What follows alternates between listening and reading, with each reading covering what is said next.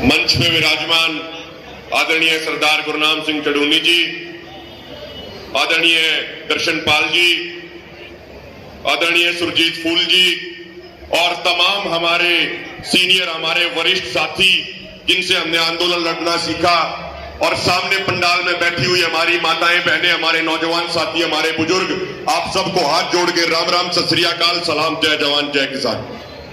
साथियों, लोग अक्सर पूछते हैं, कुछ लोग अक्सर पूछते हैं कि इस 10 महीने के संघर्ष ने क्या हासिल किया। मैं उनको सिर्फ 2 चीजें बताना चाहता हूं।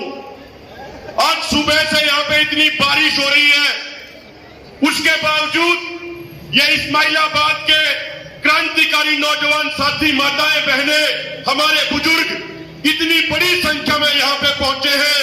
हम चुनौती देते हैं कि कोई राजनीतिक पार्टी रैली करके दिखा दे और उसमें इतनी तेज बारिश हो तो सारे का सारा पंडाल उनका खाली रह जाएगा, लेकिन ये इन किसानों का जोश और जज्बा है कि इस पंडाल में पैर रखने की जगह नहीं है भाइयों।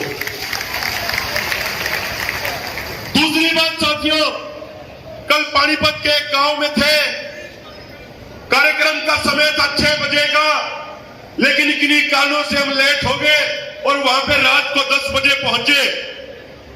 लेकिन उसके बावजूद 4 घंटे लेट होने के बावजूद उनकी चौपाल में पैर रखने की जगह नहीं थी। और उस गांव के एक बुजुर्ग आदमी ने खड़े होकर कहा, यह किसान आंदोलन के नुमाइंदों के लिए हमने 4 घंटे इंतजार किया है। आज तक इस गांव का रिकॉर्ड रहा कि किसी भी राजनेता के लिए आधे घंटे से ज्यादा इंतजार नहीं किया, लेकिन किसान नुमाइंदों के लिए वो 4-4 घंटों का इंतजार करते हैं। साथियों, अभी कुछ दिन पहले जब शिवरात्रि का त्योहार था, अक्सर यह होता था कि हमारे नौजवान पाखंडवाद का शिकार बन चुके थे और वो हरिद्वार जाते थे और वहां से जल लेके आते थे और वो मानसिक गुलामी का शिकार बनते जा रहे थे। लेकिन इस आंदोलन की उपलब्धि यह है कि अब के बार हरियाणा के सैकड़ों नहीं हजारों गांव से नौजवान अपने अपने गांव का पवित्र जल और मिट्टी लेके हरिद्वार नहीं गए, बल्कि वो सिंगू, टिकरी और गाजीपुर बॉर्डर आए और उन्होंने कहा कि यही हमारे लिए असली धाम है।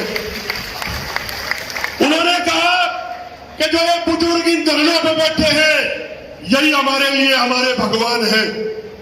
और एक खटकर टोल से जो नौजवानों की टीम आई, उसने तो कमाल ही कर दिया। जो अपने गांव का पवित्र जल वो लेके आए थे, उन्होंने कहा कि इस पवित्र जल से किसी मूर्ति को साफ नहीं करेंगे, बल्कि इस पवित्र जल से जो सामने पंडाल में पंजाब का सबसे बुजुर्ग किसान बैठा है, उस बुजुर्ग किसान के पैरों को धोने का काम करेंगे। यह मिसाल उन नौजवानों ने सबके सामने पेश करी। छोटी छोटी 2-3 बातें और कहूंगा साथियों, खासकर नौजवान साथी ध्यान से सुने।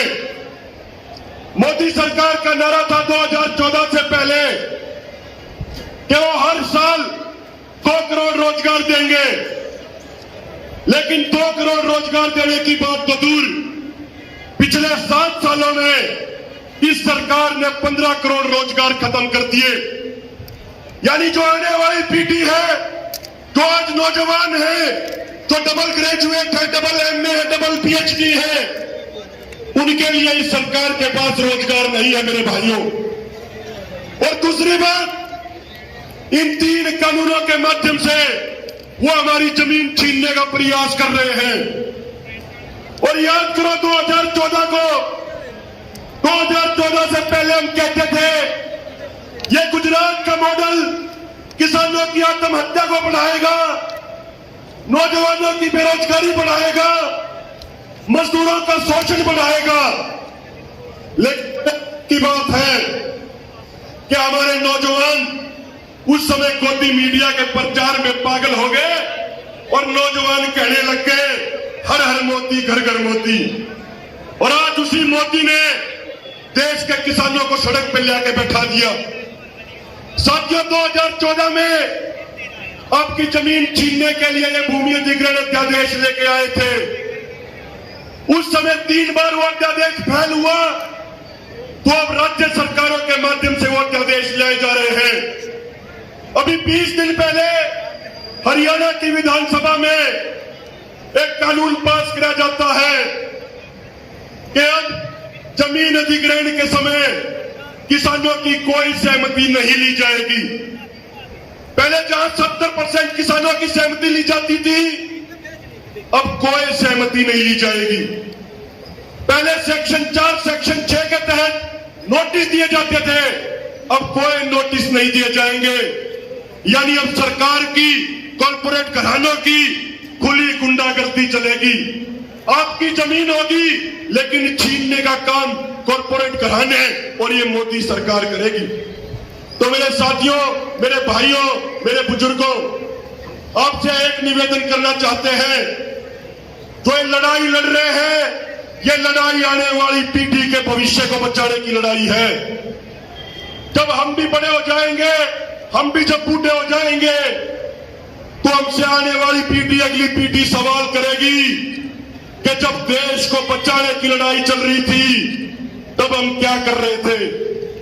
यदि हम इस आंदोलन में तन मन धन से सहयोग कर रहे हैं, तो छाती चौड़ी करके और सिर ऊंचा करके गर्व से कहेंगे कि देश को बचाने की लड़ाई के समय हम अपनी कुर्बानी देने के लिए तैयार थे।